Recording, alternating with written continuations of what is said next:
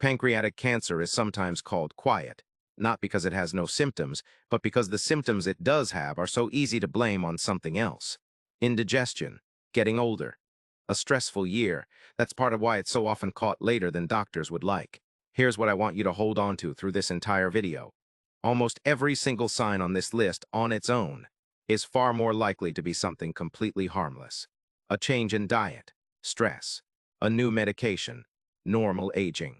This video isn't here to make you afraid of your own body.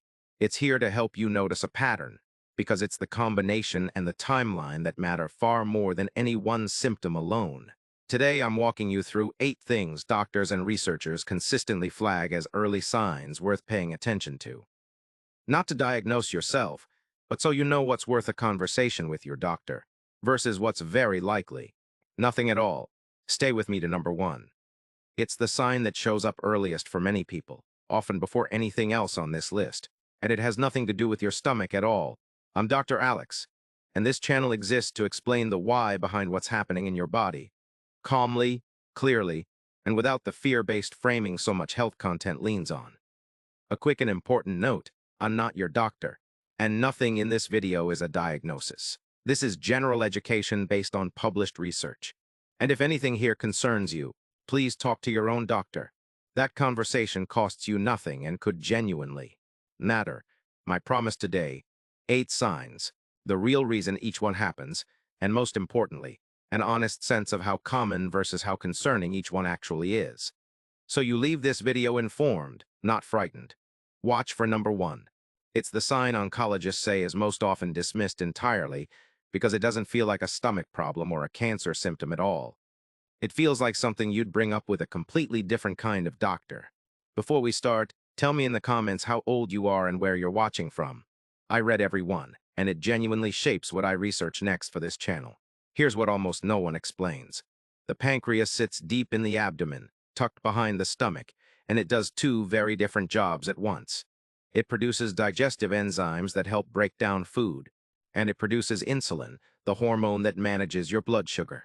Think of the pancreas like a factory with 2 separate production lines running side by side, one making digestive chemicals, one making a hormone. When a tumor starts growing in that factory, it doesn't announce itself with a dramatic alarm. Instead, it quietly interferes with whichever production line happens to sit closest to it, and the symptoms that show up depend entirely on which line gets affected first and how much. That's the core reason this cancer is hard to catch early. The symptoms are scattered across completely different systems: digestion, blood sugar, skin, energy. Instead of pointing clearly at one organ the way, say, a lung symptom points at your lungs, a tumor near the head of the pancreas might block bile flow and cause jaundice. A tumor affecting insulin-producing cells might quietly nudge blood sugar upward months before anything else shows up. Same organ, very different first signs, depending on exactly where things start. This is also why the pattern over single symptom idea matters so much. One of these signs alone is common and usually benign, 2 or 3 showing up together, especially without an obvious explanation, especially in a short window of time, is what actually shifts the odds enough to be worth a doctor's visit. Fatigue is number 8 because it's the sign with the least specificity. Nearly everything causes fatigue, from poor sleep to thyroid issues to simple aging. The mechanism: cancer cells consume energy and release inflammatory signals, that can leave the whole body feeling drained, independent of how much rest you're getting. Think of it like a small constant power drain on a phone battery running in the background. You didn't do anything differently, but the battery still empties faster than it should. The evidence: fatigue is reported in the majority of pancreatic cancer cases by the time of diagnosis, according to American Cancer Society patient data, but it's also one of the single most common complaints in general medicine for entirely unrelated reasons. The honest framing: fatigue by itself is almost never pancreatic cancer. It's worth mentioning to your doctor when it's new, persistent for more than a few weeks, and doesn't improve with rest, especially alongside any of the other signs on this list. Bridge: fatigue alone means very little. Paired with the next sign, it starts to matter more: the mechanism. A tumor near the stomach or duodenum can physically press on nearby structures or slow digestion, leading to nausea, a feeling of fullness after only a few bites, or mild discomfort after eating. Picture it like a garden hose with something pressing against it from the outside. Water still flows, just slower and less predictably than before. The evidence. Early satiety and nausea are documented symptoms in pancreatic cancer research, but they overlap heavily with far more common conditions: acid reflux, gallstones, medication side effects, even normal changes in appetite with age. The honest framing. This one is genuinely common and genuinely usually something else, worth a mention if it's new, persistent for more than 2 to 3 weeks, and not explained by a diet change or medication. Bridge, feeling full quickly is about physical pressure. The next sign is about weight, and it's one doctors take more seriously. This one climbs higher on the list because it's harder to explain away with everyday causes, especially when nothing about your diet or activity has changed. The mechanism. Tumors can alter metabolism directly and reduce digestive enzyme production. Remember, that's one of the pancreas's two jobs. Can mean food isn't being broken down and absorbed as efficiently, even if you're eating normally. Think of it like a factory that's still receiving raw materials at the same rate but has lost part of its processing line. The materials come in, but less usable product goes out the other end. The evidence. Unintentional weight loss is reported in a large majority of pancreatic cancer patients around the time of diagnosis, per American Cancer Society data, often 5 to 10 pounds or more without trying. The honest framing. Unexplained weight loss has many causes: stress, depression, thyroid changes, other conditions. But losing a noticeable amount of weight without any change in diet or exercise, especially over just a few months, is one of the signs doctors say is worth bringing up specifically, not waiting on. Bridge. Weight loss is the body losing ground quietly. The next sign is often the very first thing to shift, sometimes before weight loss even starts. This is the sign I teased at the very top, and it's the one many oncologists say deserves far more attention than it gets, because it can appear a year or more before any other symptom. The mechanism. Remember, the pancreas makes insulin. A tumor affecting the insulin-producing cells, even a small one, can quietly disrupt blood sugar regulation months before it's large enough to cause pain or visible symptoms elsewhere. Think of it like a thermostat in a house, slowly drifting out of calibration. The house doesn't feel dramatically different day to day, but the temperature reading keeps creeping in the wrong direction. The evidence. Research published in journals including gastroenterology has documented that new-onset diabetes, particularly after age 50, with no family history or weight gain to explain it, is associated with a modestly elevated likelihood of an underrel. Ying pancreatic process. The research describes this as an association worth clinical attention, not a guarantee of anything. The honest framing. The overwhelming majority of new diabetes diagnoses after 50 are simply type 2 diabetes, with no connection to cancer at all. What's worth mentioning to your doctor is diabetes that appears suddenly in someone without the usual risk factors like weight gain or family history. That specific combination is what the research flags, not a new diabetes diagnosis on its own. Bridge. Blood sugar shifting is the hormone side of the factory struggling. The next three signs are what happens when the digestive side struggles too. This is a sign that genuinely deserves prompt attention, because unlike most of the others, it's specific and visible. The mechanism.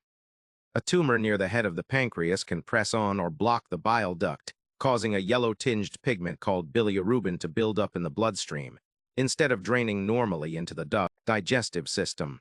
Picture it like a drain pipe, getting blocked upstream. The water that should flow out the other end instead backs up and starts showing up somewhere it shouldn't. The evidence. Jaundice is one of the more specific and commonly cited early signs in pancreatic cancer literature, precisely because there are fewer everyday explanations for it, compared to fatigue or nausea. The honest framing. Jaundice does have other, more common, non-cancer causes too, gallstones being the most frequent, but yellowing of the skin or the whites of the eyes is always worth same-week medical attention, regardless of the cause, simply because a blocked bile duct needs evaluation either way. Bridge. Jaundice is the visible sign of a blockage. The next two are what that same blockage does to your bathroom habits, which most people never think to mention to a doctor. I want to name this one clearly, because it's a sign people notice and almost never bring up out of embarrassment, and it's genuinely one of the more telling combinations on this list. The mechanism? The same bile duct blockage that causes jaundice also means less bile and fewer digestive enzymes reach the intestine, which changes how fat is digested. Undigested fat can make stools appear pale, oily, or unusually hard to flush, while the backed-up bilirubin darkens urine. Think of it like a factory's waste processing line getting rerouted. The byproducts don't disappear, they just show up in the wrong places, in the wrong form. The evidence, this pairing pale, greasy stool alongside dark urine, is a well-documented combination associated with bile duct obstruction in pancreatic cancer literature. The honest framing. Gallstones and other conditions can cause the exact same combination, and it's far more often one of those. But this specific pairing, especially alongside jaundice or new abdominal pain, is worth describing plainly to your doctor rather than staying quiet about out of discomfort. Doctors have heard it all, and this detail genuinely helps them. Bridge. This sign is embarrassing to mention, but genuinely useful. The next one is the sign most people expect to see first, and it usually shows up last. I put this at number 2 because most people assume stomach or back pain would be the first sign of something like this. And for many people, it's actually one of the later ones, showing up after the tumor has grown enough to press on nearby. Nerves. The mechanism.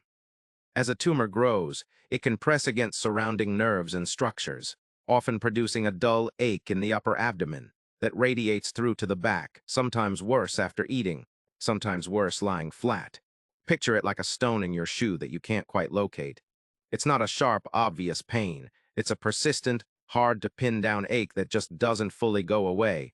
The evidence, abdominal and back pain, are reported in a substantial portion of pancreatic cancer cases, typically appearing alongs, ID not instead of other signs on this list. According to American Cancer Society and Mayo Clinic patient data, the honest framing. Upper abdominal and back pain have dozens of far more common causes: muscle strain, arthritis, acid reflux, gallstones. What's worth flagging is persistent pain that doesn't resolve over several weeks, especially paired with weight loss, jaundice, or the digestive changes we just covered. Bridge. Pain is the loudest sign, but rarely the first. Number 1 is quieter than all of these and often the earliest of all. This is number 1 because it's the sign that tends to arrive earliest and gets dismissed the longest. General digestive discomfort that doesn't fit neatly into any of the categories above. Bloating, mild indigestion, changes in appetite, food suddenly not sitting right, without any single dramatic symptom attached. The mechanism. This is the earliest ripple from reduced digestive enzyme output, before weight loss becomes noticeable, before pain develops, before anything shows up on a routine blood test. It's the factory's output slowing down. Slightly, long before the slowdown becomes obvious from the outside. Think of it like a slow leak in a tire versus a blowout. No dramatic moment, just something that quietly feels slightly off for weeks before anyone thinks to check the pressure. The evidence. General digestive symptoms are consistently reported as among the earliest complaints in patient histories per oncology literature.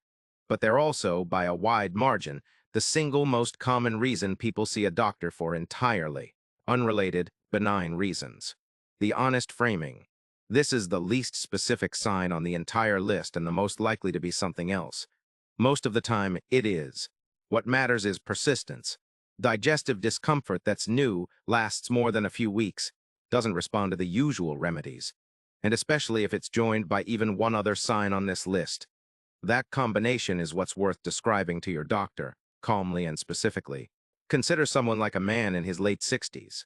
Call him James, who'd been feeling generally off for about 2 months. Less appetite, a bit of nausea after meals, and pants that had gotten looser without him trying to lose weight. He assumed it was stress from a busy year and didn't think much of it. It was actually his wife who noticed something he hadn't: a faint yellow tinge to his eyes one morning in good light. That single observation is what got him to make an appointment that week instead of eventually. Blood work and imaging followed quickly after that. I want to be careful with how I frame this. James's case doesn't mean everyone with these symptoms has cancer. Far from it. It's an illustrative, composite example, not a real patient. And I'm not a treating physician, but it captures something important about this list. It was the combination, noticed by someone else, that made the difference, not any single symptom on its own, and not James noticing it himself first. Here's why understanding this actually helps, rather than just worries you. Pancreatic cancer symptoms scatter across different systems because the pancreas does two very different jobs. That's precisely why looking at the pattern, not any single sign, is what matters most. I want to say this clearly and calmly. The overwhelming majority of people who experience any one of these 8 signs do not have pancreatic cancer. Fatigue, nausea, mild weight changes, and digestive discomfort are common. Everyday experiences with far more common, far less serious explanations. This video isn't asking you to worry about every ache. It's asking you to notice when 2 or 3 of these show up together, or when any one of them is genuinely new and persistent, and to mention it to your doctor rather than waiting it out. Tonight's simple takeaway: if you want something concrete, 1. If you notice new digestive discomfort or reduced appetite lasting more than 2 to 3 weeks, mention it at your next visit. 2. Any yellowing of the skin or eyes deserves a call to your doctor within the week, regardless of cause. 3. Unexplained weight loss without a diet or activity change is always worth describing specifically. With numbers if you can, about 8 pounds over 2 months, not just, "I've lost weight." 4. New diabetes after 50 without the usual risk factors is worth a specific conversation, not just a new prescription. None of this requires panic. It requires paying attention and having one honest conversation. If something feels off and doesn't resolve, now tell me in the comments. Type the number of any sign here you've personally experienced. Even briefly. I read every comment, and it genuinely shapes what I research next. If this helped you understand your own body a little better, send it to someone in your life who tends to brush off symptoms as just getting older. Sometimes it takes hearing it from someone other than a rushed 10-minute appointment. And if you found this useful, there's a related pattern almost nobody talks about: the specific blood test numbers your doctor already checks every year that can hint at pancreatic health long before symptoms appear. I've got that full breakdown coming next. Watch that one right after this. I'm Dr. Alex. Stay curious, stay careful, and I'll see you in the next one.